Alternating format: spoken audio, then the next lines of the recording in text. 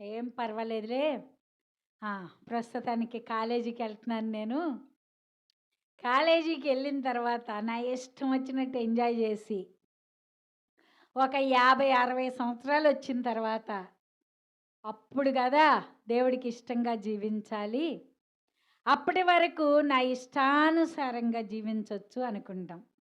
అందుకే దేవుడు మరణం అనే దాన్ని పెట్టాడు. ఈ మరణం అనేది ఏ క్షణాన ఎవరికి సంభవిస్తదో, ఏ రీతిగా వస్తదో ఏ వ్యక్తికి కూడా తెలీదు. ఈ మరణం ఎలా వస్తది అని ఎవ్వరు కూడా ఇప్పటి వరకు కూడా కనిపెట్టలేకపోయారు. చాలా కనిపెట్టారు కదా! పెళ్లి చేసుకునేటప్పుడు ఈవి ఈ ఈళ్ళిద్దరికీ కలవట్లేదు. ఇంకొక పేరు మార్చుదాం అని ఆ పేరు, ఈ పేరు, ఇంకో పేరు, ఇంకో పేరు. కానీ అన్నీ మార్చిన తర్వాత ఆళ్ళు ఒక 10 రోజులే కాపురం చేస్తారు. ఆ తర్వాత నుండి ఖచ్చితంగా వాళ్ళు చూసిన ముహూర్తానికి చేసిన పెళ్ళిళ్ళు ఖచ్చితంగా నిలుస్తున్నాయా? నిండు నూరేళ్ళు వాళ్ళు అనుకున్న రీతిగా బ్రతుకుతున్నారా? చెప్పలేం. ఎవ్వరం కూడా ఈ భూమి మీద వాటిని స్వాధీనం చేసుకునే స్థితి, పరిస్థితి ఎవ్వరికీ దేవుడు ఇవ్వలేదు. దేవుని స్థానం దేవునికే ఉందన్నమాట. ప్రతి మనిషి చనిపోతాడని తెలుసు గానీ, ఎప్పుడు చనిపోతాడనేది ఎవరికీ తెలీదు. ఎన్ని జాతకాలు చూసే వాళ్ళకైనా, వాళ్ళ ఇంట్లో పిల్లలు వాళ్ళేం చేస్తారో వాళ్ళకే తెలీదు. మరి అలాంటి జాతకాలు మనం నమ్మొచ్చా? నమ్మకూడదు. నమ్మకూడదు. మనం చాలా జాగ్రత్తగా మన జీవితాన్ని ఏ దినానికి ఆ దినమే, ఏ రోజుకి ఆ రోజు ఎవరికి అప్పగించుకోవాలంటే దేవునికి అప్పగించుకోవాలి. ప్రభువా, నేను ఈ దినాన లేస్తూ ఉన్నాను.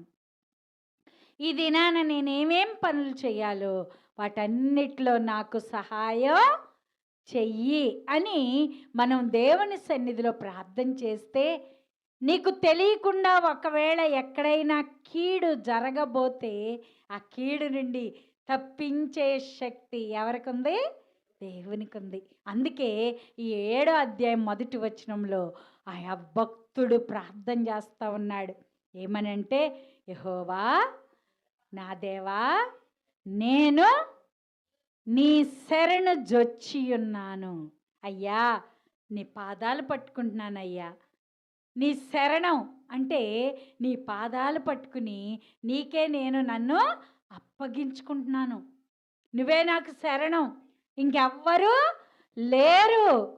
ఎందుకంటే వాళ్ళంట ఎలా వస్తున్నారంట, 2వ వచనం మొదట్లో వారు సింహము వలె మొక్కలుగా చీల్చడానికి నా మీదకి వస్తున్నారు. చూసావా? నిజంగా లోకంలో మనుషులు బహు భయంకరంగా ఉంటారు. మనం మంచిగా ఉంటున్నాము అంటే మన కుటుంబంలోనికి, మన ఇంట్లోనికి, మన శరీరంలోనికి కూడా వస్తాడనమాట. మన శరీరంలోనికి, మన శరీరం మీదకి ఎలా దాడి చేస్తాడంటే, సాతాను జబ్బు రూపంలో మన మీదకి దాడి చేస్తూ ఉంటాడు. మన కుటుంబంలోకి ఎలా దాడి చేస్తూ ఉంటాడంటే, కోపం వచ్చేలాగా మన కుటుంబంలో చేసి కలతలు పెట్టేలాగా దాడి చేస్తూ ఉంటాడు. మన మన కుటుంబం అంతటి మీద ఎలా దాడి చేస్తూ ఉంటాడంటే, కుటుంబానికి ఇబ్బందులు, ఇరుకులు, సమస్యలు, శోధనలు వచ్చేలాగా దాడి చేస్తూ ఉంటాడు. మరి వీటన్నిటినీ మనం తప్పించుకోవాలి. వీటన్నిటి నుండి మనం జయించాలి. వీటన్నిటిని జయించినప్పుడే నువ్వు జయ జీవితం కలిగిన వ్యక్తిగా ఉంటావు. నువ్వు జయ జీవితం కలిగిన వ్యక్తిగా మారాలి. యేసయ్య మరణాన్ని జయించాడు. దేన్ని జయించాడు? మరణాన్ని జయించాడు. హల్లెలూయా చెప్దాం. హల్లెలూయా. ఎందుకంటే యేసయ్య మరణాన్ని జయించాడు కాబట్టి మరణము గురించి నువ్వు ఆలోచించాల్సిన అవసరం లేనే లేదు. మరణం గురించి మనం ఆలోచించుకోవాల్సిన అవసరం లేనే లేదు. దేవుడు ఎప్పుడు మనకు మరణం ఇస్తాడో మనకి తెలీదు. ఎవరికి తెలుసు? దేవునికి తెలుసు. అందుకే మనం ఏం చేయాలంటే ఏ దినానికి ఆ దినమే, ఏ రోజుకి ఆ రోజు దేవునికి అప్పగించుకోవాలి. నీ ఇష్టానుసారంగా నువ్వు జీవించటం కానే కాదు. ఎందుకంటే మనం ఇష్టానుసారంగా జీవిస్తే ఆయన జీవగ్రంథంలో మన పేరు రాయడు. చూడండి, ప్రకటన గ్రంథము 21వ అధ్యాయము 26వ వచనాన్ని చదువుకుందాం. 27వ వచనాన్ని చదువుకుందాం. గొర్రె పిల్ల యొక్క జీవగ్రంథమందు వ్రాయబడిన వారే దానిలో ప్రవేశించుదురు గాని నిర్దోషమైనదేదైనను, నిషిద్ధమైనదేదైనను, అసహ్యమైన దానిని, అబద్ధమైన దానిని జరిగించువాడైనను దానిలోనికి ప్రవేశింపడు. ఏంటంట అమ్మా? చాలామంది అనుకుంటున్నారు బాప్తీసం తీసుకుంటే పరలోకం వెళ్ళిపోతాం. చాలా తప్పు. నువ్వు బాప్తీసం తీసుకున్నప్పుడు నీ పేరు ఎక్కడ రాస్తాడు?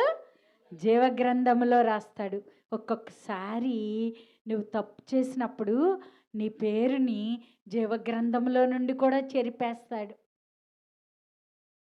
అలా చెరపకుండా ఉండాలి అంటే ఏ రోజుకు ఆ రోజు నీ జీవితంలో నువ్వు జాగ్రత్తగా ఉండాలి. నీ పైకి సాతాను దాడి చేయబోతున్నాడు. ఎలాగంట? నిన్నేం చేస్తాడంటే ఇక్కడ అంటున్నాడు చూడండి, నిషిద్ధమైనది. నువ్వు శుద్ధిగా లేకుండా నువ్వు శుద్ధిగా నిన్ను ఉండనీయకుండా నువ్వు ఎలాగ మారిపోయేలాగా చేస్తాడంట సైతాను? అపవిత్రురాలిగా మారిపోయేలాగా చేస్తాడంట. నిషిద్ధమైనది ఏది పరలోకం వెళ్ళదు, పవిత్రమైనదే వెళ్తుంది. నీ జీవితం పవిత్రంగా లేకపోతే నువ్వు పరలోక రాజ్యానికి వెళ్ళవు. నీ జీవితాన్ని పవిత్రంగా ఏ రోజుకి ఆ రోజే నువ్వు పవిత్రంగా ఉంచుకోవాలి. నువ్వు పవిత్రంగా చేసుకోవాలి. ప్రభువా, నీ రక్తములో నన్ను కడుగయ్యా, నన్ను పవిత్రపరచని ప్రతి దినము నువ్వు ప్రార్థన చేసుకోవాలి.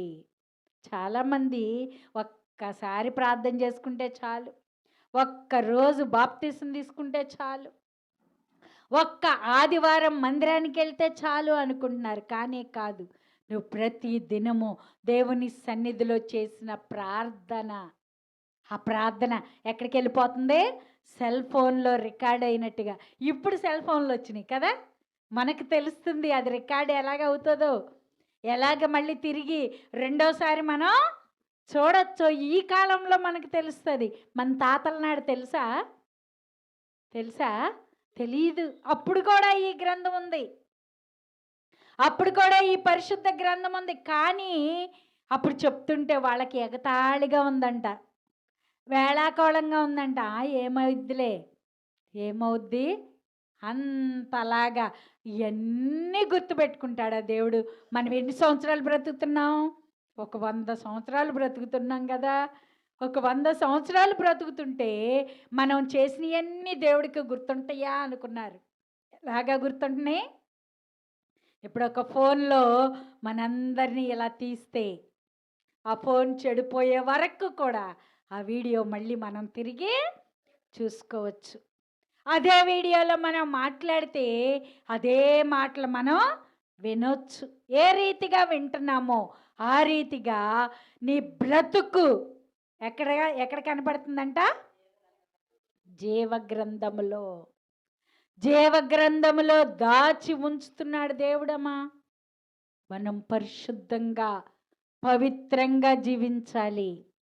మనం పవిత్రంగా జీవిస్తేనే పరలోక రాజ్యానికి వెళ్తాం. ఇంకా కొన్ని చెప్తున్నాడు. సాతాను మన మీద దాడి చేస్తూ ఉంటాడు దినదినము, క్షణక్షణం దాడి చేస్తూ ఉంటాడు. మనం జాగ్రత్తగా కాపాడుకోవాలి. రెండో మాట ఏమంటున్నాడంటే అసహ్యమైనది. ఏంటంటమ్మా? కొన్ని కొన్ని నువ్వు అసహించుకోవాలి. ఆ అసహించుకున్న దాన్ని నువ్వు తిరిగి తీసుకోకూడదు. అందుకే పరిశుద్ధ గ్రంథములో కుక్కలకు పరలోకం లేదు అని రాసుందనమాట. దేనికి లేదంట? కుక్కలు ఏం చేస్తాయి? కుక్కల స్వభావం, కుక్క లక్షణాలు, చాలామంది కుక్కను పెంచుకోవటానికి చాలా ఇష్టపడుతూ ఉంటారు. కుక్క ఏం చేస్తుంది?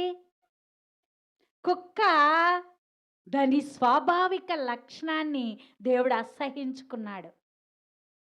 దాని లక్షణాలని దేవుడు అసహించుకున్నాడు. కుక్క మంచిదే, పెంచుకుంటానికి మంచిదే, విశ్వాసం గలది అని అనుకుంటాం మనం. కానీ దాని విశ్వాసాన్ని దేవుడు చూడట్లేదు, కానీ దానిలో ఉన్న అసహ్యమైన దాన్ని దేవుడు ఇష్టపట్టలేదు. అక్కడ ప్రత్యేకంగా రాసి ఉంచాడనమాట. కుక్కలకు పరలోకం లేదు అంటే కుక్క దేవునికి ఇష్టమైంది కానీ జంతువుల్లో అది పరలోక రాజ్యానికి చేరదు. ఎందుకంటే అసహ్యమైనది. అది కక్కేస్తుంది, మరలా తిరిగి తింటది, కక్కుద్ది. చాలామంది నేటి దినాలలో ఇలాగే ఉన్నారు. కక్కేస్తారు.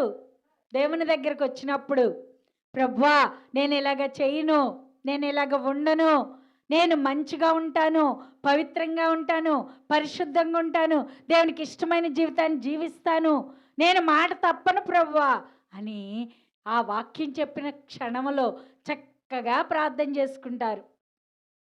మరలా ఇంటికి వెళ్ళాక ఆ రోజు బాగానే ఉంటారు. రెండో రోజు ఏదైనా వచ్చినప్పుడు ఆ స్వాభావిక లక్షణం మరలా ఏం చేస్తుంది? తిరిగి కనబడతా ఉంది. అది కనబడకుండా ఉండేలాగున దేవునికి ఇష్టమైన పిల్లలు ఏం చేయాలంటే ఏ దినానికి ఆ దినమే ప్రభువా నన్ను కడుగు అని ప్రార్థన చేసుకోవాలి. కుక్క లాంటి స్వాభావిక లక్షణం మనలో మాటికి కనబడకూడదు. అలా కనబడితే నువ్వు ఎలా కనబడతావంట దేవుని దృష్టిలమ్మా? ఎలా కనబడతావు? అసహ్యంగా. ఎలా కనబడతావు? అసహ్యంగా. అసహ్యమైనది పరలోకం వెళ్ళదు. అసహ్యమైనది ఏది కూడా పరలోకం వెళ్ళదు. నీలో ఏది అసహ్యమైంది ఉందో నీకు నువ్వే పరిశీలన చేసుకోవాలి. ప్రభువా నేను దీన్ని అసహించుకున్నాను, కానీ మరలా నా దగ్గరికి మాటికి వస్తుంది ప్రభువా, నన్ను కడుగు నాయనా, నన్ను శుద్ధి చేయని నువ్వు అసహించుకున్న దానిని విడిచిపెట్టాలి, కానీ మరలా వచ్చేటట్టుగా చేసుకోకూడదు. అసహ్యమైనది పరలోక రాజ్యం చేరదు. మూడోదిగా ఏం చెప్తూ ఉన్నాడంటే అబద్ధమైన దానిని. ఏంటంటమ్మా? ఇది చాలా ఈజీ. సాతాను మనల్ని ఎక్కువగా పడగొట్టే దాడి ఏంటది? అబద్ధం. చాలా ఈజీ. ఎవరికి హాని కలగదు. ఏదో ఒక చిన్న మాట మనం అనేస్తే ఏమనుకుంటాం? ఏం పర్వాలేదు అనుకుంటాం. ఒక చిన్న మాటే కదా, ఏం పర్వాలేదు, అది ఎవరికి కీడు చేసేది కాదు, ఎవరిని బాధ పెట్టేది కాదు, ఏం కాదులే అని చాలా ఈజీగా తీసుకుంటాం. కానీ నువ్వెప్పుడైతే అబద్ధం చెప్తావో అప్పుడే ఆ పరలోక రాజ్యానికి అర్హత లేకుండా పోతున్నావు. ఎంత జాగ్రత్తగా ఉండాలి దేవుని పిల్లలు. అది మన వల్ల అవుతుందా? మనంతటా మనకైతే అవనే అవదు. మనంతటా మనమైతే ఆ రీతిగా ఉండలేం. కానీ ఎవరిలో ఉండగలమంటే మనం ఉండాలి అని యేసయ్యని అడగాలి. నువ్వు ప్రార్థన చేసుకోవాలి. అందుకే ఏ రోజు మరణం నీకు వస్తుందో తెలియదు కాబట్టి ఏ రోజుకి ఆ రోజే, ఏ క్షణానికి ఆ క్షణమే ప్రభువా నన్ను కడుగు నాయనని ఆయన పాదాలు పట్టుకోవటం అలవాటు చేసుకోవాలి. ప్రభువా నన్ను కడుగు, నన్ను పవిత్రపరచు, నన్ను పరిశుద్ధపరచు, నీ జీవ గ్రంథంలో నా పేరు రాయి ప్రభువా, నీ జీవ గ్రంథంలో నా పేరు ఉంచు ప్రభువా. ఎవరైతే ఆ జీవ గ్రంథంలో రాయబడరో, అమ్మా నువ్వు ఆ జీవ గ్రంథంలో పేరు రాయబడకపోతే నువ్వు ఎక్కడికి వెళ్ళవంట? పరలోక రాజ్యానికి వెళ్ళవు. నువ్వు పరలోక రాజ్యానికి వెళ్ళకపోతే నువ్వు ఇంతసేపు ఇన్ని గంటలు దేవుని సన్నిధిలో కూర్చున్నా, నుంచున్నా, ఏది చేసినా అంతా కూడా దేనితో సమానం? వ్యర్థమైపోతుంది. వ్యర్థమైన వాటితో సమానం, వ్యర్థమైపోతుంది. నీ జీవితంలో ఈ సమయము, ఈ కాలము, ఈ పరిస్థితులు ఇవన్నీ కూడా నిన్ను సరిచేయటానికే దేవుడు ఇస్తూ ఉంటాడు. కొన్నిసార్లు పక్కింటోళ్ళు ఆ కారణంగా పోట్లాడుతూ ఉంటారు. ఏం కారణం ఉండదు, ఏ కారణం లేకుండా నీ మీద పోట్లాడటానికి సాతాను రేపుతూ ఉంటాడు. అప్పుడు నువ్వేం చేయాలి? ఏం చేయాలి? ముందే ప్రార్థన చేసుకోవాలి. ఈ దినాన నా పైకి ఏమొస్తుందో, ఏ రీతిగా దాడి చేస్తాడో సాతానని ముందే ప్రార్థన చేసుకుంటే నీలోకి సహనం వస్తుంది, నీలోకి ప్రేమ వస్తుంది, నీలోకి ఆనందం వస్తుంది, నీలోకి శాంతి వస్తుంది, నీలో సమాధానం ఉంటుంది. నువ్వు కానీ ప్రార్థన చేసుకోలేదనుకో, నీకు ఆ కోపం ఇంకా రెట్టింపు అవుతుంది. ఆమె ఒక్కొక్క మాట అంటుంటే నువ్వు 10 మాటలు అనాలని అలాంటి బాధ ఇంకా ఎక్కువ అవుతుంది. అంత మాత్రమే కాదు, నీకు వచ్చే మాట కోపం వచ్చి ఒక మాట అయితే పక్కన నుంచి ఇంకొక ఆమె 2 మాటలు వేస్తుంది అనమాట. ఎందుకు? నువ్వు ఇంకా ఎక్కువ కోపంగా ఉంటే నువ్వు సాతానికి ఇష్టంగా మారిపోతావు. ఇంకొకళ్ళు వచ్చి ఇంకొక మాట వేస్తే ఇంకా ఆ గొడవ ఎక్కువైపోతూ ఉంటుంది. అందుకే ఏ రోజుకి ఆ రోజే, ఏ రోజుకి ఆ రోజే నువ్వు దేవుని సన్నిధిలో ప్రార్థన చేసుకోవాలి. ప్రభువా నేను ఒక్కొక్క దినము బ్రతుకుతున్నామంటే అది కేవలం నీ కృపే నాయనా. ఈ దినాన నేను పడుకొని లేస్తున్నాను ప్రభువా, నా పైకి ఎలాంటి దాడి కలుగుతుందో, సాతాను నా గృహంలోకి వస్తాడేమో, నా కుటుంబంలోకి వస్తాడేమో, నా శరీరంలోకి వస్తాడేమో, ఏటి పైకి దాడి కలుగకుండా నన్ను కాపాడు ప్రభువా, నన్ను రక్షించు ప్రభువా, నీ కాపుదల నాకు దయచేయి ప్రభు అని మనం ప్రార్థన చేసుకోవాలి. చూడండి ఆయన ఎంత చక్కగా ప్రార్థన చేస్తున్నాడు. యెహోవా నా దేవా, 7వ అధ్యాయం కీర్తన గ్రంథం 1వ అధ్యాయం 7వ అధ్యాయం 1వ వచనం. సరి నుంచి వచ్చి ఉన్నాను, నన్ను తరుము వారి చేతిలో నుండి నన్ను తప్పించుము. నిజంగా చూడండి, కొంతమంది తరుముతారంటమ్మా. శత్రువు ఏం చేస్తుందంట? మనల్ని తరుముతూ ఉంటుంది. తరమడం ఏంటి తెలుసు కదా, ముందు పరిగెడతా ఉంటే వెనకాల ఫాలో అవటం. నిజంగా సాతాను మనమై దాడి చేయటానికి తరుముతూ వస్తుందంట. అందుకని మనం దేవుని సన్నిధిలో ప్రార్థన చేసుకోవాలి. 2వ వచనంలో వారు సింహము వలె మొక్కలుగా చీల్చివేయకుండా నన్ను తప్పించుము. 3వ వచనంలో ఏమంటున్నాడు? యెహోవా నా దేవా, నేను ఈ కార్యం చేసిన ఎడల, నా చేత పాపము జరిగిన ఎడల నాతో సమాధానముగా. చూసారా, ఎప్పుడైతే మనలోకి పాపం వస్తుందో మన సమాధానం ఏమైపోతుంది? వెళ్ళిపోతుంది. మనలో సమాధానం ఉండదు, శాంతి ఉండదు, సమాధానం ఉండదు, నెమ్మది ఉండదు, ఆనందం ఉండదు. ఇవన్నీ లేకపోతే ఇంకా ఏంటి ప్రయోజనం? నీకు శాంతి, సమాధానం, సంతోషం కావాలంటే, నీ పేరు జీవ గ్రంథంలో ఉండాలంటే నువ్వేం చేయాలి?